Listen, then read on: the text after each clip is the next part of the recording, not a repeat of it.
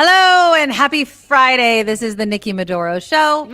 I'm Nikki Maduro, your Kim McAllister, and it is Friday, my friend. Oh, I haven't given a recipe really quickly. You know what I just made? I'm going to start it off this way. I made something that is so easy. I don't even need to really give you a picture or video description. Do you like chili crisp oil? Do you know what that is? No. So if you go to a Chinese restaurant or an Asian restaurant, and it usually is in this jar, and it's like this oil that has red chili flakes in it, and it's hot and spicy. You probably won't touch it with a 10-foot pole. Who am I talking to? This is why I don't even know what it is. Hot and spicy, I'm not even looking at it. It's that's at the edge of my table. No, thank you. All of my spicy friends, listen up. Okay, so it's called chili crisp eggs, okay? And what you do is, whatever way you like your eggs. So I made it scrambled, although I would try it with a fried egg. I wasn't in the mood for a fried egg. And what you do is you just heat up your pan. You put a tablespoon of hot chili crisp oil on the bottom, kind of spoon it around. And then you just crack your egg or put your scrambled eggs right in the oil, and it cooks it and it makes it spicy. You could serve it over rice if that's what you want. I put it on a piece of sourdough toast. OMG, it was so freaking good. I try not to pass judgment. There's either something really wrong with you or really wrong with me. I'm saying it's wrong with you. I love spice. I need, what they also say, by the way, for all of you, it's summertime, you want to kickstart that metabolism. Spicy food jumpstarts your metabolism. Does it really? It does really. I'm not even making that up. Okay. I read it somewhere. I'm pretty sure I'm right about that. Well, then it must be true. Then it must. No, I'm pretty sure spicy. Okay, not only do I believe 100% that I'm not making it up. Does it jumpstart your metabolism? You eat slower. So you get full faster because when you eat slower, because your mouth's on fire. So you're like, but it's not a pleasant experience. Oh, I love it. I love spicy food. I'm just like that. So that's my Friday food recipe for you. Take some hot, crispy chili oil, put it in a pan, crack your eggs over it, serve it over rice, bread, or just eat it plain. It's so good. I looked it up. Okay. There's several articles, but I've selected the one from Business Insider because it's more succinct. Okay, let's go. 5 science-backed benefits of eating spicy food. Lay them on me, sister. How it can help you burn calories and live longer. See? There we go. Okay. Eating spicy food regularly can boost your metabolism by increasing your heart rate and warming your body. There you go. You're loving this. Spicy food may also reduce inflammation in the gut, preventing damage to the GI tract like ulcers. Oh, awesome. I'll take that. Okay. If you aren't used to eating spicy food, you should build your tolerance slowly. There you go. As it may cause a bathroom trip and abdominal cramping. You know what? Some people just need a good clean out once in a while. That's how I take that news. Okay, go ahead.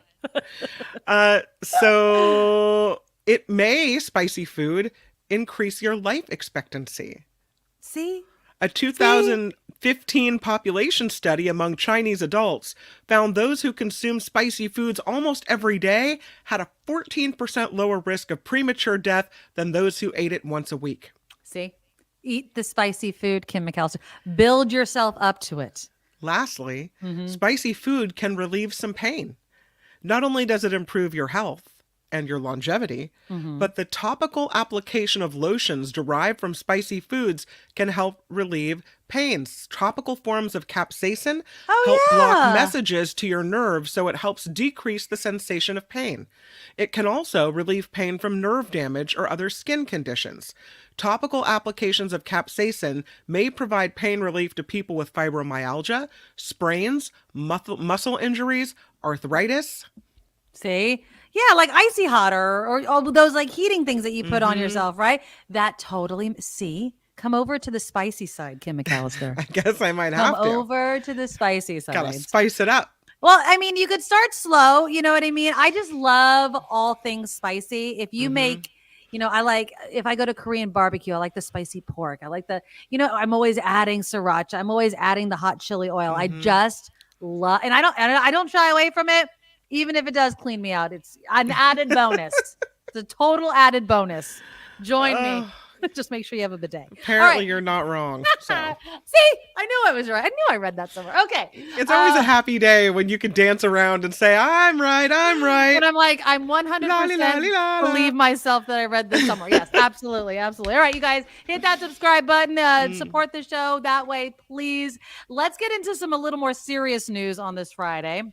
And that's speeding around town. So the California Senate has passed by a 22-13 vote, requiring 50% of new cars manufactured or sold in California must have something called passive speed limiters. Now that needs to happen by the year 2029, which is 5 years. And by 2032, that percentage increases to 100%. So 100% of the cars sold are manufactured here. Now this would provide drivers. Now just let's be clear what it does. One-time audible and visual signals when their speed exceeds the posted speed limit by more than 10 miles per hour. It applies to all trucks, buses, passenger vehicles manufactured or sold in the state. Emergency vehicles are exempt, though. So let's just take ambulances and police cars and all that sort of stuff out. What do you think about this?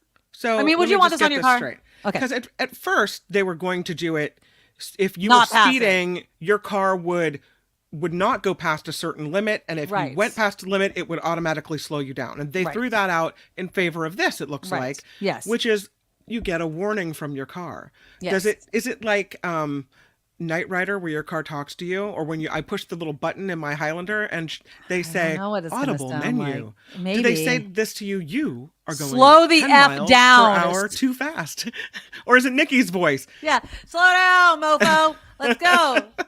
Why or is it like the ding when you don't put your seatbelt on? My car just goes bing, bing, bing until we're belting up. Yeah, and it gets faster and faster and faster, and it gets more and more until you annoying. Comply. Yeah.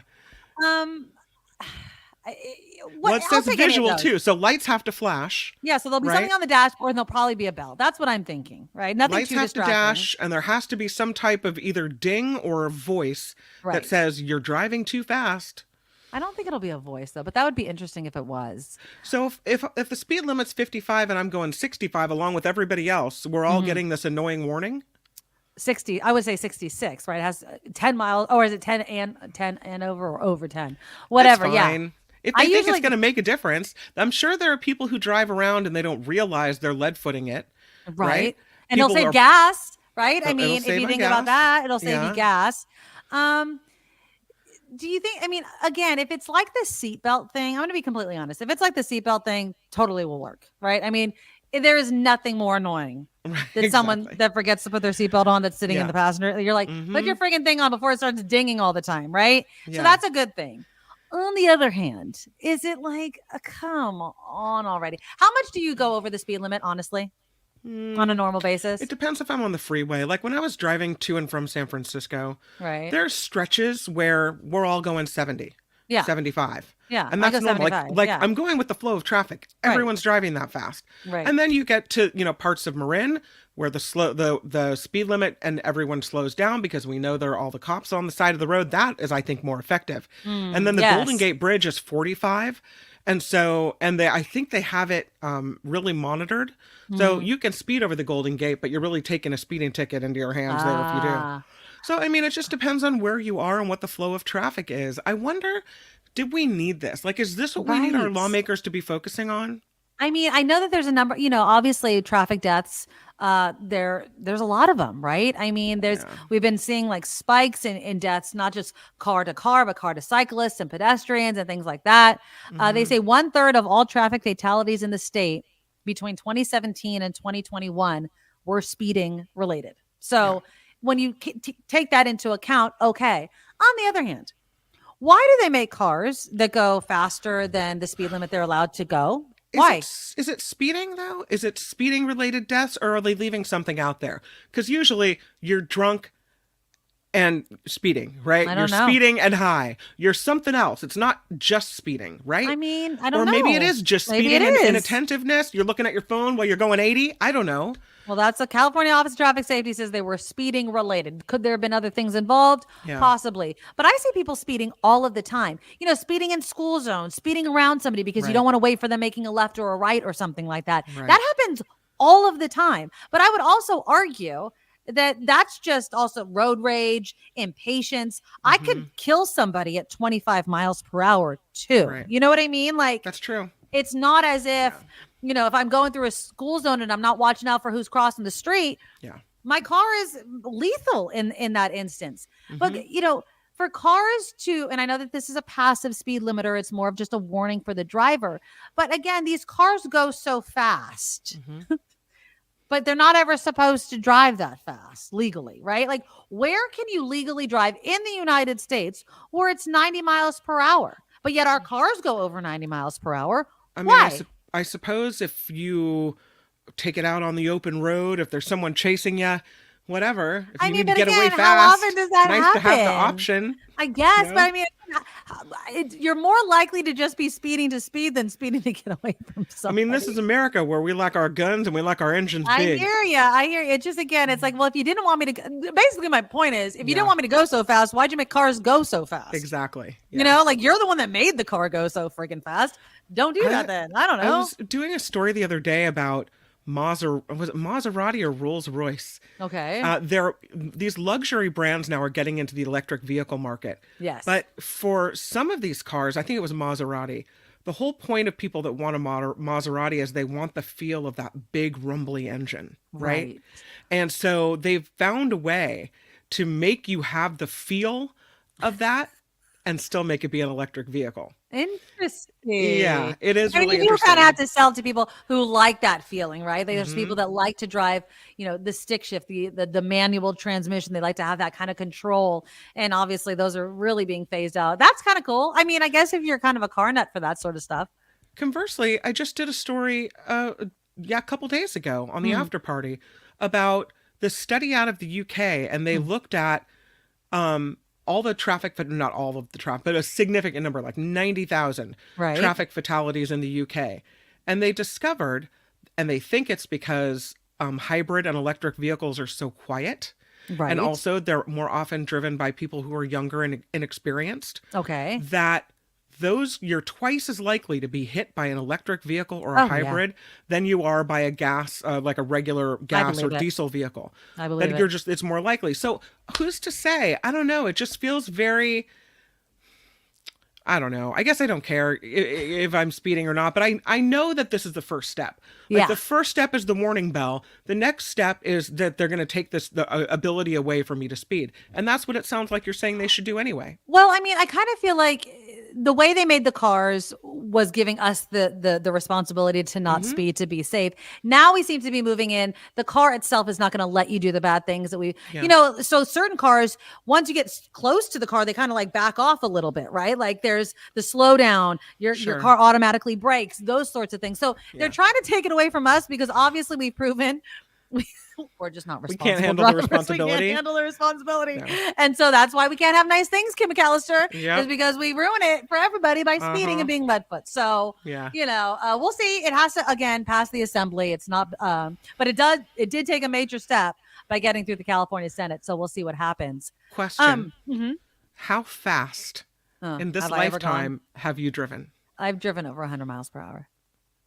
No, we don't have any more than that. That's just I think I would say actually close to. I don't think I broke 100. I know I was going like 90 something. I was coming home. I totally remember. I was coming home from Chico with my friend who was asleep in the passenger seat in my mom's like Oldsmobile, right? Like this big ass car. And I'll never forget, she had this visor that was like this big. It was huge. And every time it was down, it would kind of block my rear view mirror. Okay. And there was a cop following me, and he just kind of in that spot where it was covered a little bit, so I didn't notice it. For miles, this guy's following me on my ass, and I'm just like, do.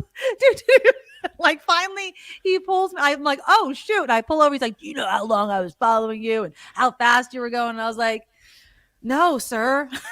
I would have pulled over a hell of a lot long ago, but I got a major ticket for that one in my mom's car. So in the 90s, man. How fast have you gone? Well, I have two incidents. Oh, look at Kim. See, Kim, right? The first, I was on a radio promotion driving the I don't know, whatever News year truck? the Mustang turned 50 or something. Oh, okay. It was at Laguna Seca Raceway, and we were supposed to drive fast. And I don't know how high I got it up to, but there were curves at the end, so not Yes. as fast as I drove by myself. I must have been in my early 20s, and I had a 1967 Ford Mustang with Yeah. a big fat engine. And I got it up to 132 on I-5 in between San Francisco and Damn, Los Angeles. girl. I didn't get a Wow. ticket, but like, how dumb am I? Like, that I would even try it. I just wanted to see how fast it could go. Well, you So I want a waited till straightaway, right? there was I mean, no one yeah. around. It was on I-5 where I'm sure there was a Nothing. cop somewhere. Yeah, but but there was nothing no out one. there. There was nothing except me and the open road, and that was like 132. I want to say. That's when you're supposed And to then I do it. kind No, of I'm got not scared, promoting- and I yeah. thought I need to back way off. Because at those speeds, if you move the wheel, Oh, yeah, you're gone. on You're gone. accident at all, you're out. Yeah, exactly. Yeah. Well, if you're gonna give it a shot, that's probably the best environment to do Clearly. it. But look Clearly, at you, I need the Speed warning Racer. bell. I need the warning. Yeah, can you imagine, Kim, McAllister? You're going driving way too too fast. damn fast. Exactly. Okay, well, from cars, we've heard of bait cars, Kim. Uh-huh. I've never heard of a bait house. Well, But apparently, this is a new thing that's happening in the Bay Area. allow me to show you. These are the mansions of Atherton. Like, this is Ooh. a very fancy, wealthy Bay Area Yes, community. right. And they've had a big problem with people breaking into these homes, these mansions, Well, and go where the making money off is, with I guess. stuff. So now the Atherton Police Department Okay. is instituting bait houses. Okay. And when they told the community they were doing this, 50 people signed up right away. Make my house the Really? bait house. And here's what they do. They go in and they look for your valuables, the cops, and they embed GPS trackers, decoy devices, and trackers. Wow. And they started doing this last week, going into houses and setting this up. Any resident who reached out to the police department can participate in this. The homes that police believe are the bigger targets are being set up first. So they they go in, they leave the tracker in the goods, like the good stuff. Right. And then when it's taken, if they don't catch you right away, and you don't realize that the GPS tracker is embedded in whatever you've made off with from someone's house, they go and they find you. Wow. So they say if someone were to break in and steal these items, Atherton police would receive a notification which may allow police to arrest the burglar even more quickly. They even have a system in place to contact residents if you accidentally touch or move a GPS tagged item in your house. So say, I don't know, whatever your most valuable thing is. Right. They say you had your grandmother's sterling silver. Right. And somehow they managed to embed a little tiny tracker in it.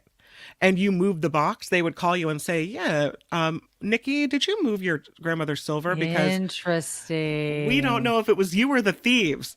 So they're doing these bait houses.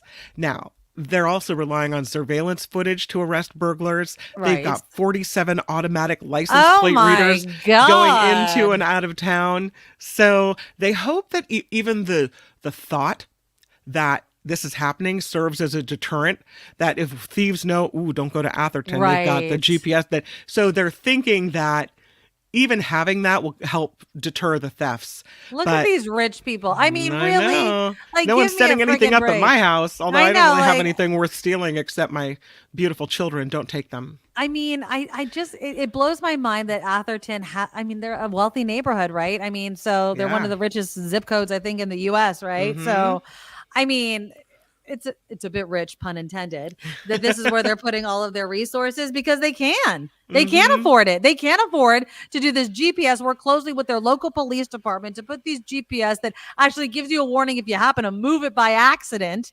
And I Yeah. mean, how much crime is really in Atherton? I mean, are we serious right now? It Well, can't like, be if I was bad. if I was a thief, I would I go guess to that's where Atherton. I'd go, Well, right? you It's the know, money, good wealthiest stuff is, yeah. It's the wealthiest zip code in the Bay Area. I mean, if you're going to waste your time stealing, steal big. Yeah. They say we're not doing anything to set up the house or attract anyone to the home. That is luck of the draw. But just in case. So if you're the thief that gets the house that's the bait house, busted. That's interesting. I wonder. Mhm. I'd follow it as just kind of an entertaining type of thing to look at. I was just Yep. googling though. Atherton had the town had reported 15 burglary cases so far this year, compared with a total of 17 in 2023.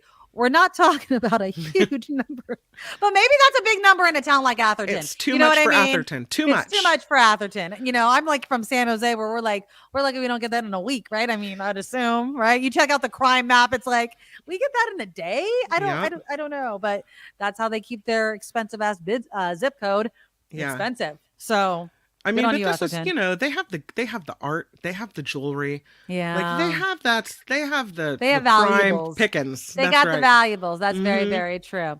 Yeah. All right. Well, from Atherton to Berkeley. So Berkeley restaurants may have to start paying for the parklets. Now, how do you fall on parklets? Do you love them? Are you indifferent? Do you want them to stay at any cost? What do you think? It depends on the parklet. Okay. So give me an idea of ones you like and ones you don't like. So in my town, in Petaluma, right, there are a string of restaurants that face Petaluma Boulevard. Okay. And then there used to be parking behind, and then the river. Well, now, instead of that parking right behind, part of the parking area has these white tents. Okay. And some are open air and some are a little more enclosed, but there's a string of them because there's a bunch of restaurants right on the other side. And these tents are right on the river. It's wonderful. It's like, why did we use this beautiful spot for parking? Parking, right. Why didn't we ever have this? This is amazing. Of course. I mean, it's so much fun to go out there and be out in the open air. Yeah. It's wonderful. Those parklets I'm a fan of. But then there's this other parklet on Kentucky Street. There's this Mexican restaurant. And I wish I had a picture of it. They have put up this monstrosity of a parklet. Okay. And I mean, they really built it. It looks like an old pueblo.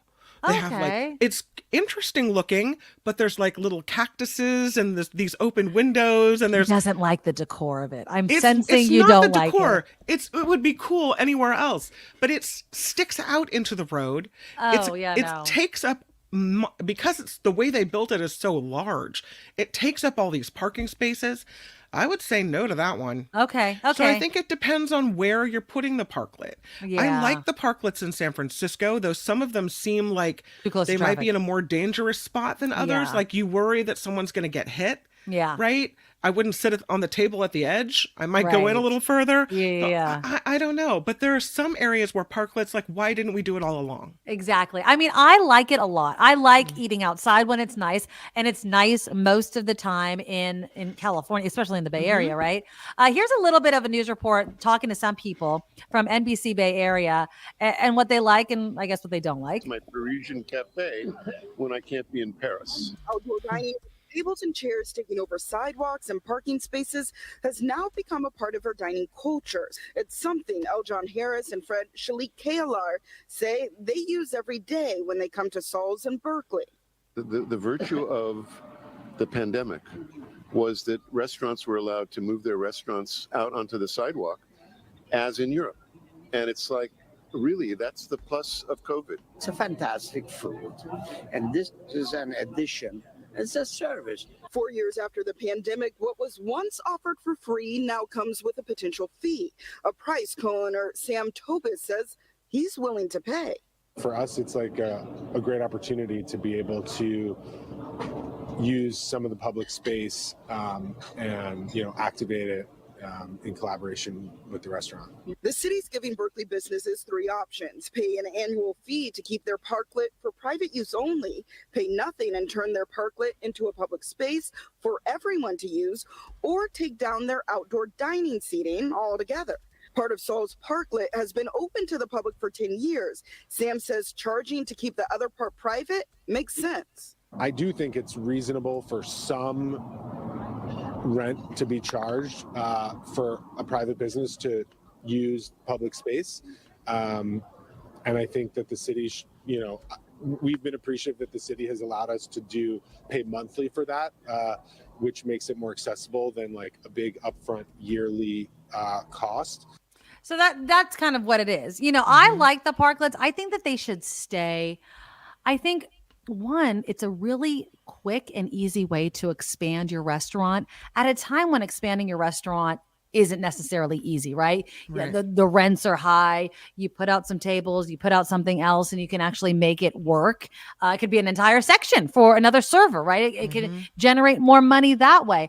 But of course, there is the weather aspect. I mean, it's not always nice. It's not always going to be used, but I like it. I hope that Berkeley honestly is able to keep them because I think that it is a good idea. I like it.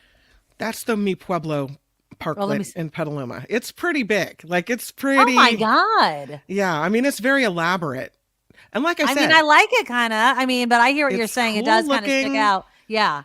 But it really sticks out. I don't know if you can see the So street. they built that whole thing during COVID. Yeah.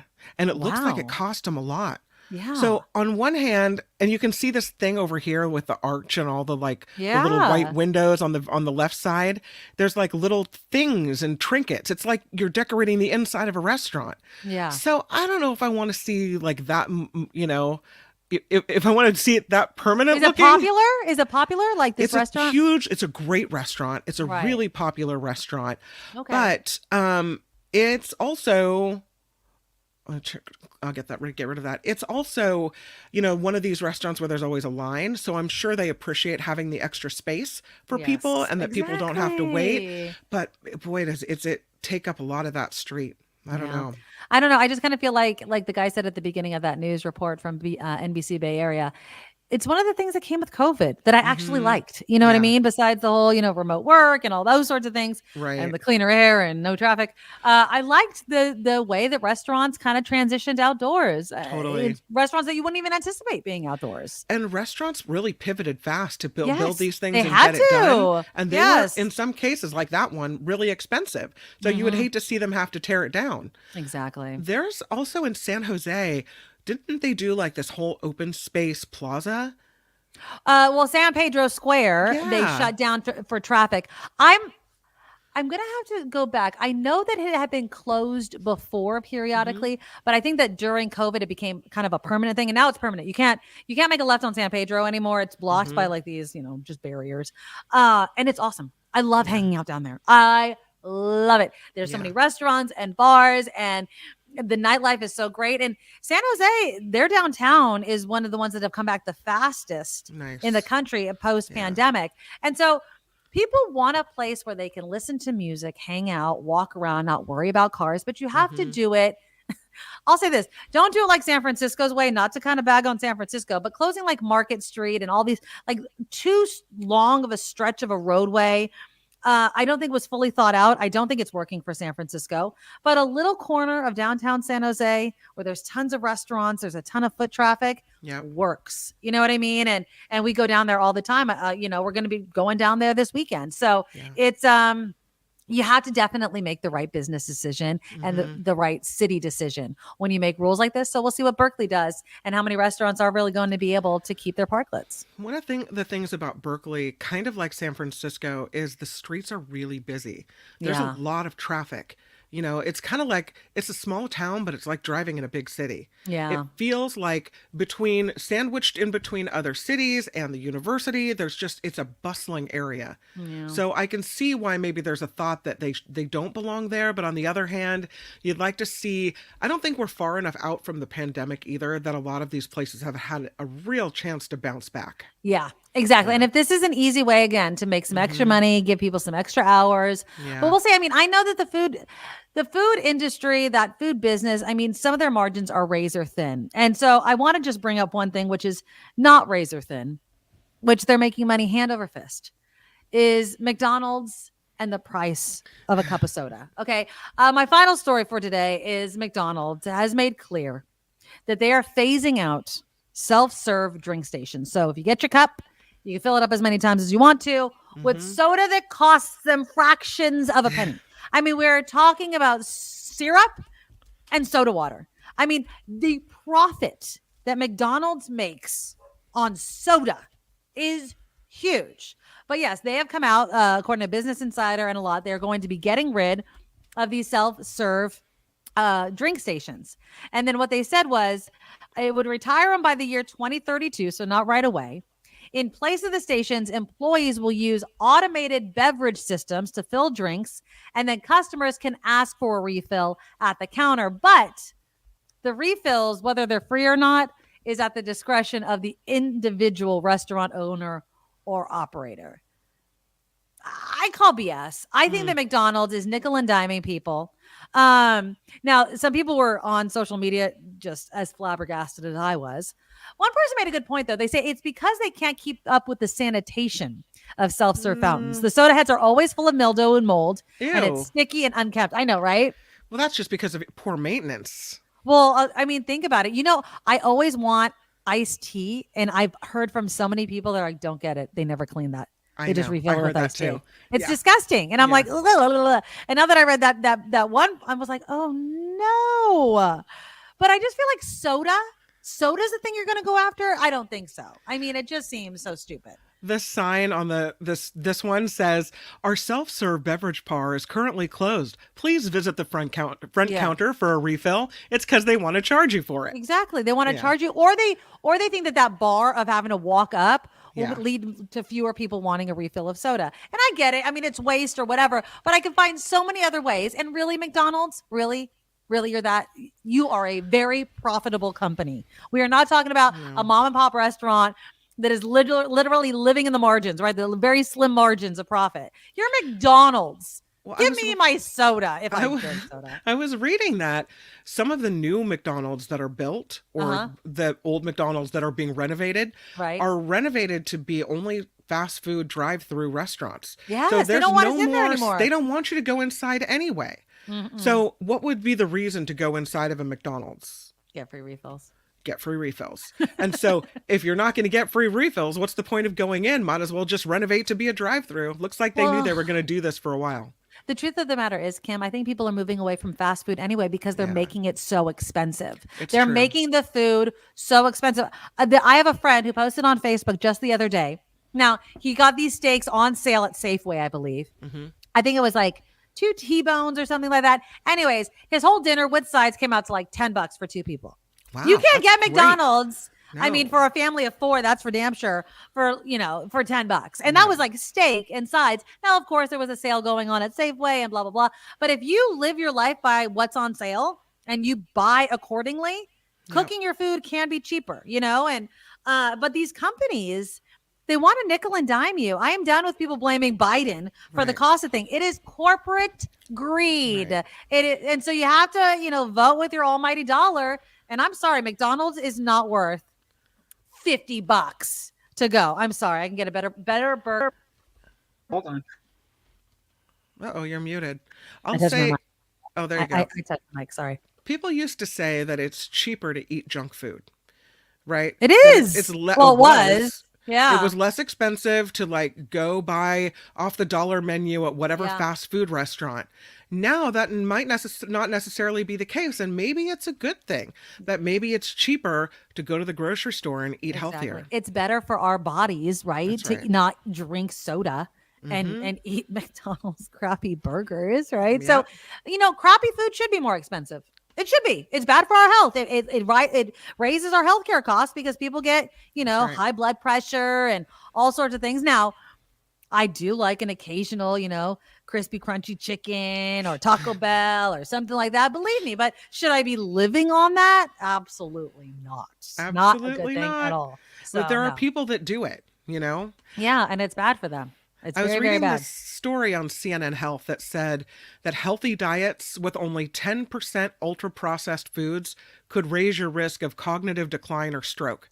That means if you eat 90% healthy and 10% not, you still have a horrible risk factor. Oh, my risk factor is I try not to eat ultra processed food, but it's everywhere. It's everywhere. But you're adding the spicy stuff to it. So you see, there you're kind of go. balancing it all out. There you go. Good call back, Kim McAllister. Exactly. Well, you do have to watch that ultra processed stuff. Yeah. I mean, I was surprised by how much. So I'm just thinking about what I ate today. Okay, so let's go over what I ate today. I had my chili crisp egg, right? That I gave you the recipe for. A piece of bread, whole wheat bread. So an egg, hot chili crisp oil, and a piece of bread. No butter on it either. I just put the egg right on it. I had a piece of string cheese, which is not considered ultra processed, right? I don't think so. It's just cheese. It depends on what kind of string cheese. Galbi, it's an all natural cheese. It's a very good mozzarella. Okay. I had a banana and an apple. Look at you. I had 2 pickles. I haven't had dinner, so you know. Yeah. I had 2 pickles, and what else did I have? I had 2 pieces. They're small though. 2 pieces of like beef jerky. For anyone who thinks that we recorded this on Friday morning, that she didn't eat all that today. She ate that yesterday on they Thursday. know I'm not recording this Friday morning. Yeah. So and then I had 2 pieces of beef jerky. So Okay. that's probably ultra processed would be beef jerky, right? I kind Old of like how Trapper? you eat. It looks like you kind of snack your way through. Yes, You're I not try to eat every you're not 4 a hours. big meal person. I If think I- that's if- healthier. Mhm. If I had to choose a meal that I want to eat the most at, it's lunch. Uh-huh. I love me a good lunch because lunch you can eat anything. Like Yeah. that's what like dinner you kind of feel like, okay, what am I gonna have for dinner? I have to have a vegetable. And lunch I can have like a smorgasbord, like all kinds of stuff. So I like to do that. I can have like I'll eat an entire zucchini and a salami sandwich and this, that, I try to eat healthy. I'm trying, but ultra processed food is definitely part of my diet, unfortunately. But maybe if I just pour hot chili crisp oil all over all of it, Kim, I'll live a long time. We'll I see. think so. I think you There we go. smother it in spice and you're good to go. There we go. All right, you guys, that's our Friday show. Please click the thumbs up button to show your support. We really do appreciate it. The super chat is also live, whether we're live or recorded. So if you want to throw us a super sticker or a super thanks or anything like that, we really do appreciate it. And thank you to everyone that supports us through our Patreon, which you can find at thenikkimadoroshow.com. If you sign up, you're an official Madorable, and we love all of you to keep the show going.